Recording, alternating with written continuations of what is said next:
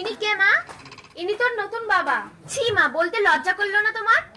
পেটে খিদে মুখে লাজ করে কি লাভ? আমি অফিসে যাচ্ছি, তোর বাবাকে রান্না করে খেতে দিবি।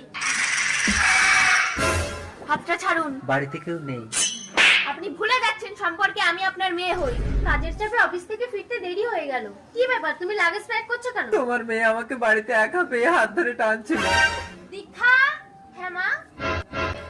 এই খুব যৌবন জ্বালা উঠেছে তোর না? মা সত্যি কথাটা শোনো। কোনো কথা শুনবো না, তুই ঘর থেকে বেরিয়ে যা। আমি কোথায় যাব মা? কত কথা ঘুরবি যা, লম্পট ছেলেগুলো তো যৌবন জ্বালা মিটিয়ে দেবে। যা দরজা খোলো মা। বাড়িতে কেউ আছেন? কে? আমাকে রাতটুকু থাকতে দেবেন? আমি কিন্তু এই ঘরে একা থাকি, আপনার কোনো সমস্যা নেই তো? না। ভিতরে আসুন। এ কি, আপনি আগুনে হাত পোড়াচ্ছেন কেন? একটা ফাঁকা ঘরে অন্ধকার রাতে যুবক যুবতী নিরাপদ থাকার এটাই একমাত্র উপায়। আর আমি যদি